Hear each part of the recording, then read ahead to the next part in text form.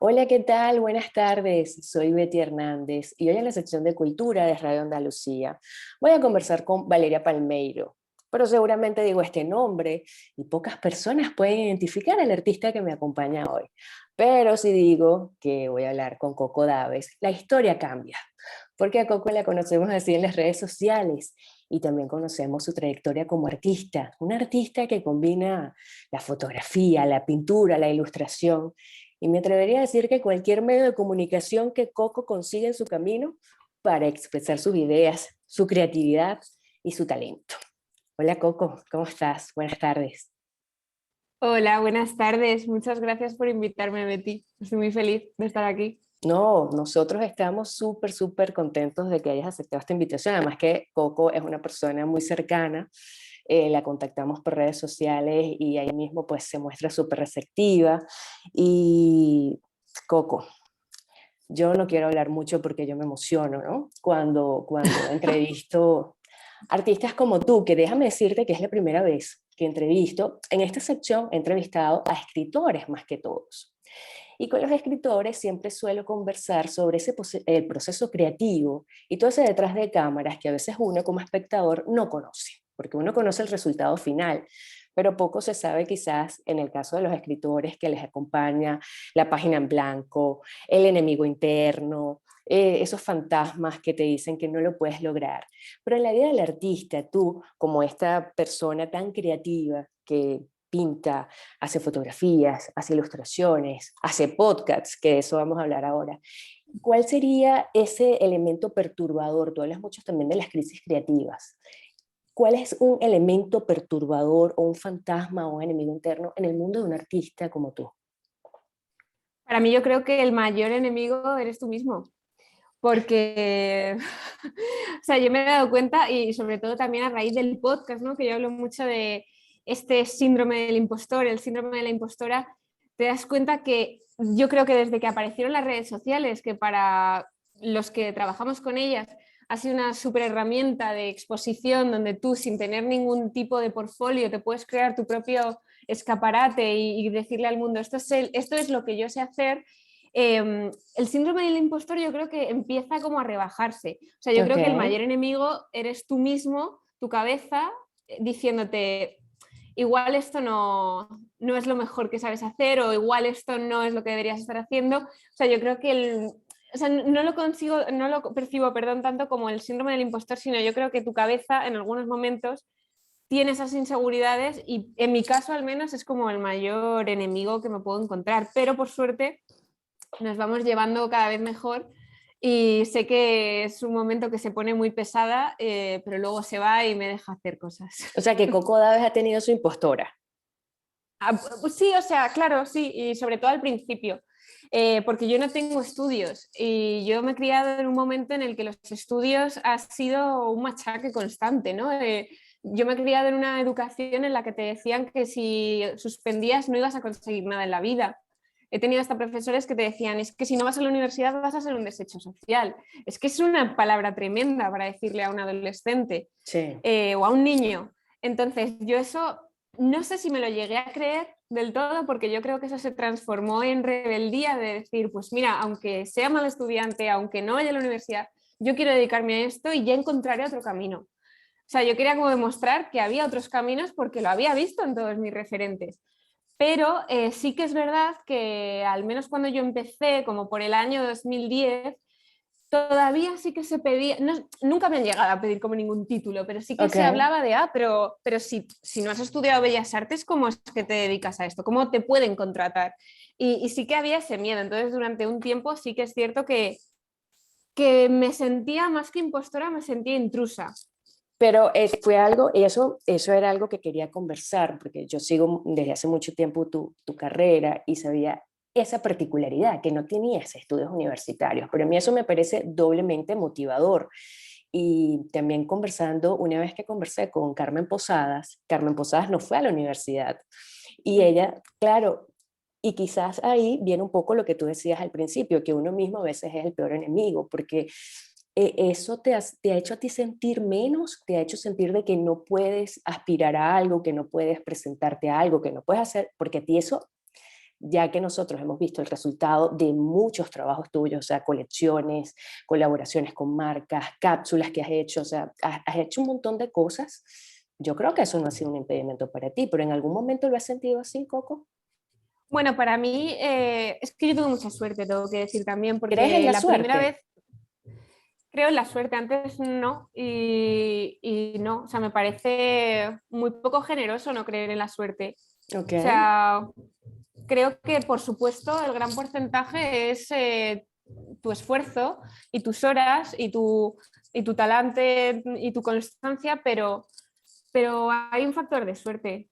O sea, ok, yo, no, yo tengo unas oportunidades que a lo mejor otra persona que ha nacido en otro lugar y en otro contexto, pues no tendría ese acceso que yo he tenido, pues a tener siempre internet, a tener unos medios, un ordenador, recursos, que digo, no he nacido con eso, ok.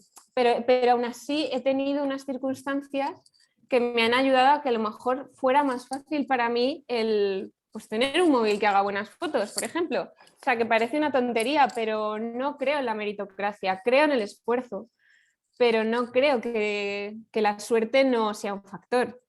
Que yo tuviera la suerte de que en un momento dado Rodrigo Sánchez, el director de arte de Unidad Editorial del periódico El Mundo, me vea por casualidad en Facebook, es una suerte, porque podía no haberme visto. Sí, pero Y te en vio. ese momento, claro, pero me vio, pero esto es una suerte, o sea, no depende de mí, no depende de nadie, yo me podría haber involucrado más, pero no hice nada y me vio, o sea, entonces sí creo en esa suerte. Y sí que es verdad que cuando él contactó conmigo, yo no había, o sea, nunca había tenido un cliente, no había trabajado nunca como ilustradora. Y cuando él me escribe, me dice, oye, dentro de unas semanas te van a llamar para hacerte el primer encargo, a mí de repente me invade el síndrome de la intrusa más que de la impostora, porque quiero decir, yo no tenía técnica y era consciente de ello. No, no pretendía engañar, o sea, yo lo que sabía hacer era lo que se veía y vamos, me faltaba muchísima técnica. Pero yo escribo a Rodrigo y le digo, mira, es que yo no tengo estudios y yo no me merezco este puesto, porque habrá alguien que haya estudiado para ello que lo merezca más que yo. Ok. Y bueno, pues eso a Rodrigo le hizo mucha gracia y Rodrigo, y otra vez me vuelve a parecer que es una suerte, me dio la oportunidad, me dijo, yo te ofrezco el aprender trabajando y tú lo tomas o lo dejas. Entonces para mí la gran escuela ha sido el trabajo y todos los clientes que han confiado en mí para encargarme un proyecto. Esa historia me parece maravillosa. Como también me parece, Coco, que estuve leyendo muchísimo, por supuesto. Tienes una colección, creo que quizás una de las más conocidas, Faceless, ¿no? Sin rostros, sería la traducción. Sí, Pero que de alguna manera nació por un error o por un fracaso.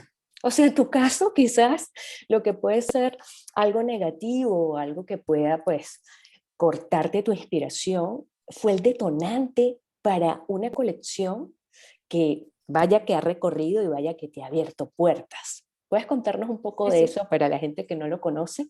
claro. Sí, yo hago mucho hincapié en las crisis porque creo que en el mundo occidental sobre todo nos da muchísimo miedo, ¿no? El error, el fracaso, o sea, como esas palabras que están sobrevaloradas y que están muy denostadas, ¿no? A la vez. Y claro, yo me he dado cuenta haciendo una mirada para atrás en mi carrera, los grandes momentos, ya no solo profesionales, sino personales, han sido esos momentos en los que yo he sentido que algo no funcionaba. Y cuando algo no Ok, funciona, socialmente parece que estás fallando, que estás errando. Y fue gracias a encerrarme una tarde, a disfrutar, a pintar para mí, sin tener la presión de tener que compartir todo en redes, que eso es otra de las presiones con las que solemos vivir la gente que trabajamos con redes. Es decir, si fallo, no pasa nada porque solo lo voy a ver yo.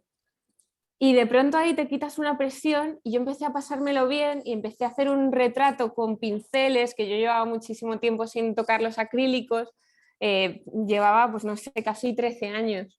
Yo estaba muy acostumbrada a la técnica digital y a los lápices. Y claro, pues en el momento que yo hago este retrato, después de tantos años sin coger un pincel, pues obviamente el resultado es horrible, es espantoso. Pero, pero me hizo gracia porque dije, pues no pasa nada, es que lo normal es que falles. Lo que pasa es que nos venden que tienes Sí. que tener éxito A la primera, ¿no? y acertar a la primera, ¿no? Mm. Entonces, en el momento que yo dije, bueno, no pasa nada, pues le borro la cara, si es que ha quedado fatal. Entonces le borro la cara y de repente yo veo ese personaje con el que llevo horas trabajando y digo, pero si lo sigo viendo y encima me parece más divertido.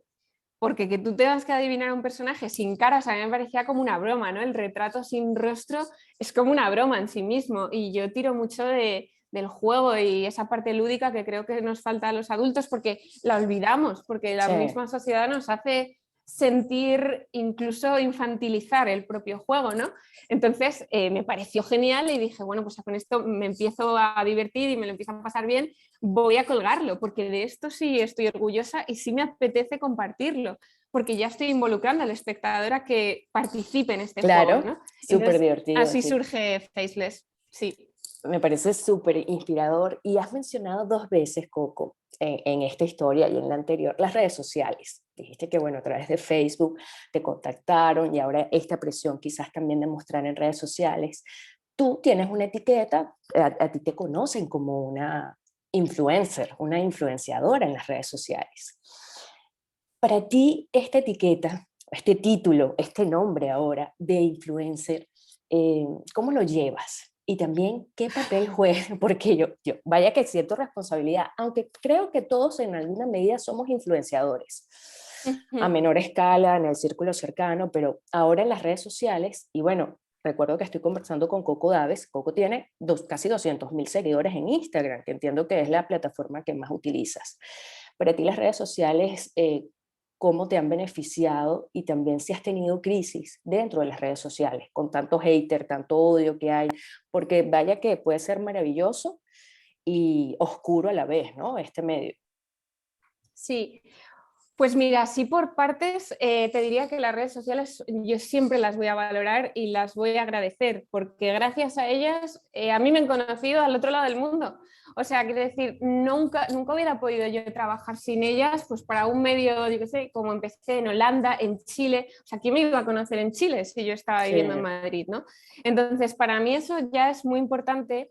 Luego, además, lo que te decía al principio, también es un escaparate abierto 24/7 donde tú misma decides qué es lo que quieres mostrar de tu trabajo, es decir, no el portfolio, sino mostrar todos esos proyectos que a ti te apetece mostrar con el mundo y al final no deja de ser el decir, yo sé hacer esto y que te contacten para ello, ¿no? No solamente cuando hay un cliente detrás.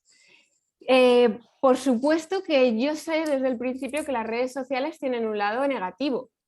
mm, Esto yo no lo llego a ver de vivir en mi propio cuerpo, en mi propia piel, hasta hace 1 año y medio.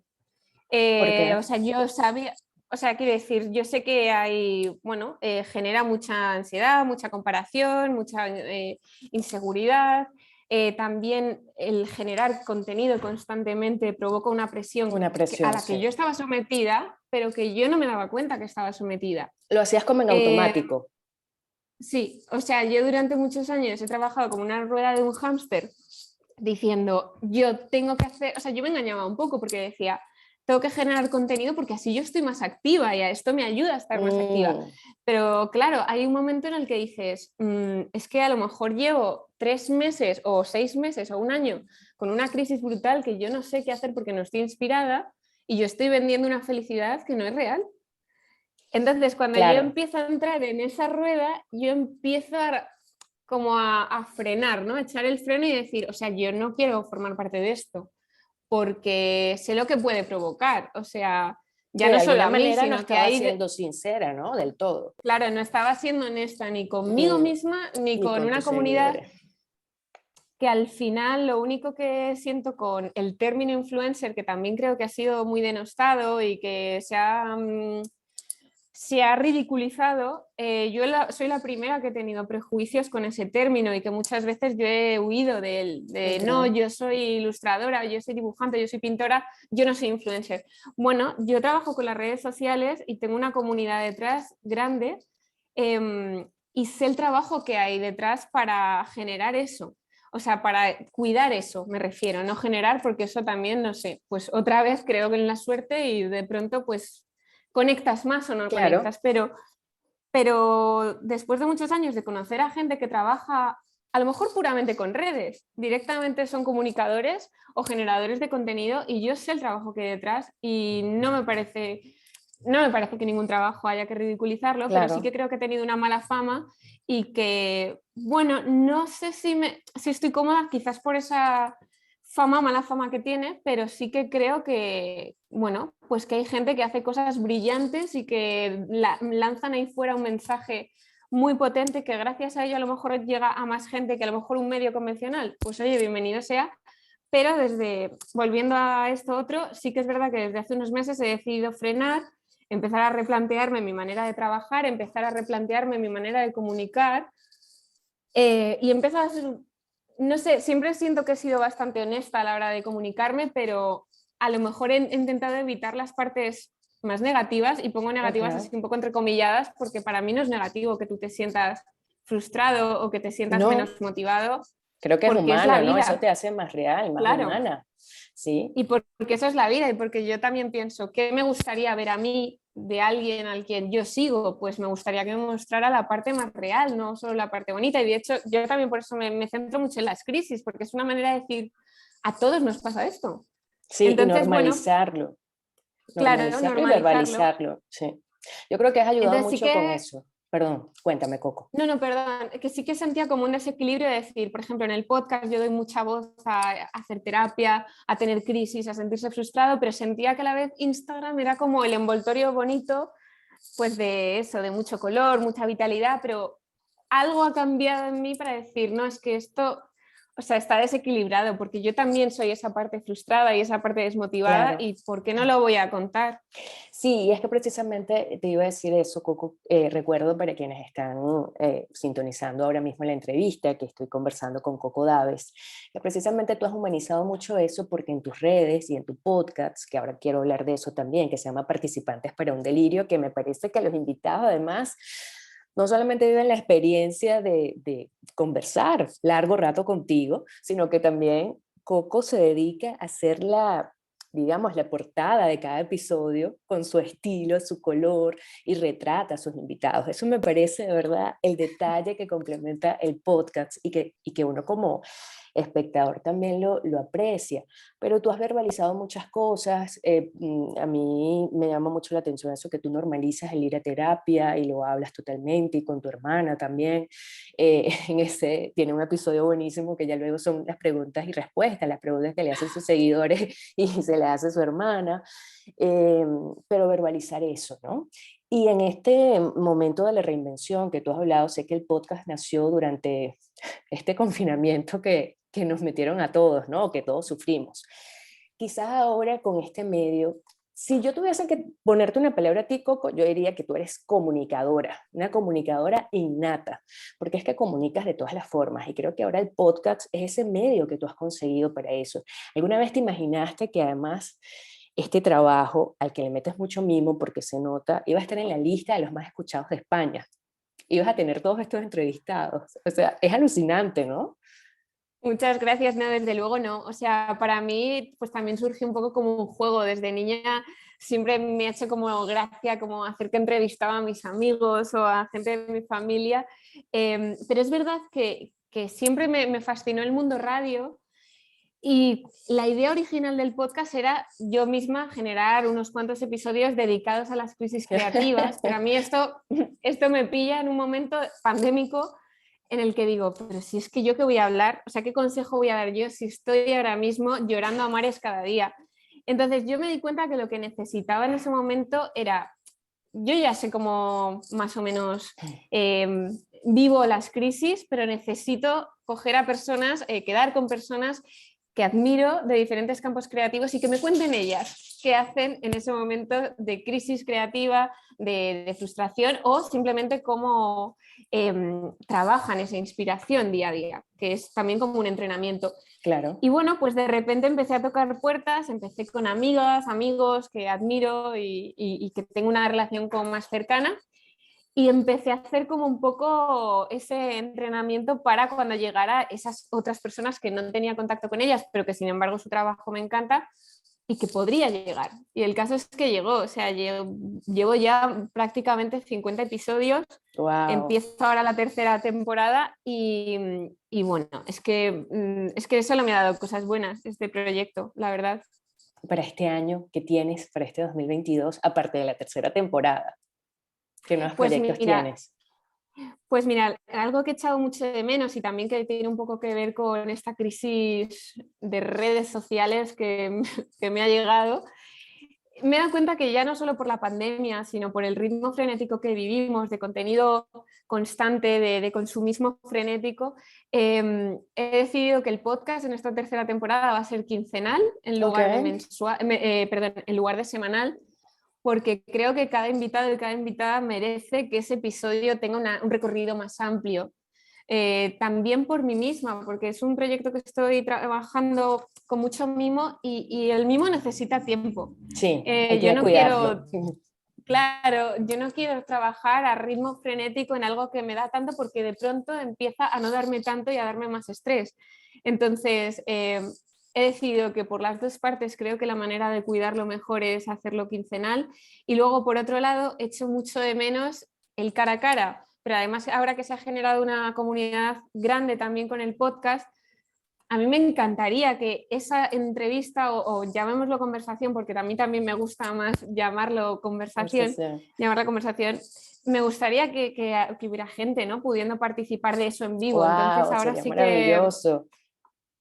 sí, de hecho, o sea, hay un ciclo que ya estamos poniendo en marcha donde participantes que han pasado por el podcast, bueno, pues darán antes de verano conferencias con los temas que más se han repetido en el podcast. Estamos también creando tertulias entre varios de ellos, también con estos temas que a mí me divierten y me gustan y que creo que son necesarios sacar a relucir y que además lo noto cuando vienen los participantes, como que bueno, que hay temas que creo que todos estamos deseando poder hablar de ellos y creo que va a ser un espacio muy bonito offline. Estoy deseando hacer cosas offline porque ya me empieza a pesar el mundo pantalla Sí. y para mí va a ser como también el gran proyecto del año, el llevar todo lo generado con el podcast al vivo, al offline y bueno, y luego tengo como mi pequeño sueño de poder hacer un libro no ilustrado, escribir un libro, no sé bien, o sea, no hay nada cerrado, hay ideas, pero todavía no te puedo contar mucho más de eso. Claro, no, pero ya con todo lo que nos dices y ese adelanto, pues estamos más que encantados y atentos que por demás sé que lo vas a anunciar cuando lo puedas anunciar y en las redes sociales pues vamos a estar muy pendientes. Coco, el tiempo se va volando y dicen que se pasa muy rápido cuando uno la está pasando bien. Pero antes de despedirnos, quisiera hacerte una pregunta y es que ante todo este mundo convulso, este tema de pantalla, y tú que eres una persona tan creativa y además con una energía así tan grande, no sé si en algún momento has tenido que llamar a la calma, es decir, ante todo la calma, vamos a mantener la calma eh, frente a una persona, una situación, un escenario. ¿Qué sería para Coco Daves ese llamado de ante todo la calma? ¿Qué le hace perder quizás un poco la paciencia o la irrita un poco y que tiene que respirar profundo y seguir? Bueno, yo creo que hace precisamente un mes tuve un problema de salud que no me había pasado nunca, que fue mi cuerpo diciéndome frena, este Okay. ritmo es inviable. Y para mí, o sea, fue una faringitis, que quiero decir, no es una cosa grave, pero para mí fue como muy simbólico, porque de pronto la cosa que más me está dando, que es el podcast, de pronto llega una faringitis que me deja sin voz. Y Wow. digo, wow, ¿y ahora yo qué hago? Porque lo que más me gusta no lo puedo hacer, porque no tengo voz. Entonces sí que de alguna manera eso a mí me ha hecho como un clic, ha sido como muy simbólico el decir, es que si tú no te cuidas, viene el mundo, o sea, viene el cuerpo y te dice, Y te habla freno por yo, ti, sí. y habla por ti. Entonces lo que sí que estoy ahora como muy analítica con mi cuerpo y escuchando al cuerpo, porque creo que esa es otra, ¿no? Vivimos rodeadas de tanto ruido que se nos olvida que el cuerpo va hablando. Y un día tú de la cabeza, otro día tú de la tripa y no pasa nada y tú sigues y sigues y sigues. Y bueno, pues de repente yo he dicho, vamos a frenar, pero vamos a frenar de verdad. Vamos a analizar cuál es la situación. no puede ser. A mí una cosa que más que el síndrome del impostor, algo que me afecta mucho es el no disfrutar mi trabajo cuando tengo la suerte de dedicarme a lo que más me gusta del mundo. Claro. Y por ejemplo, para mí un paso muy grande que he dado este año es llamar a mi galería y decirle cancelamos la exposición de este verano, porque yo a este ritmo no quiero, no estoy disfrutando, yo necesito crear y no, esto no significa solo trabajar cuando una está inspirada y en una situación perfecta, pero a este ritmo frenético de generar, generar por generar, yo no quiero. O sea, quiero tanto a la pintura, digamos, que la tengo que mimar. O sea, es que no puedo maltratarla así. Así que he decidido parar en ese sentido, dedicarme más a este proyecto más social, digamos, como de trabajar con gente, todo lo que queremos generar con el podcast. Y para mí ha sido un paso que me ha dado mucho miedo, pero que era totalmente necesario. Lo agradecemos, porque de esa manera también vamos a seguir teniendo más trabajo, más material y más disfrute de Coco Daves. Bueno, Coco, muchísimas Gracias. gracias, ¿no? Gracias a ti Gracias. por esta media hora que nos dedicaste, es muy inspirador. Estoy segura que las personas que nos escuchan y sobre todo, esto va a sonar como muy mayor, pero los más jóvenes. Bueno, Coco tiene 33 años, o sea, Coco es una persona súper joven que además siempre está creando, que la pueden conseguir en sus redes sociales como Coco Daves y que vamos a estar muy pendientes de todo lo que nos trae en este 2022, Coco. Muchas gracias. Muchas gracias por tu tiempo y por invitarme a formar parte de él. ¿No? A ti, que se ha pasado volando, esperamos tenerte en una próxima oportunidad con tus nuevos proyectos. Y bueno, esto ha sido todo por hoy. Conversé con Coco Daves en la sección de Cultura de Radio Andalucía. Yo soy Betty Hernández y nos escuchamos en una próxima oportunidad. Espero que tengan todos un súper día. Adiós.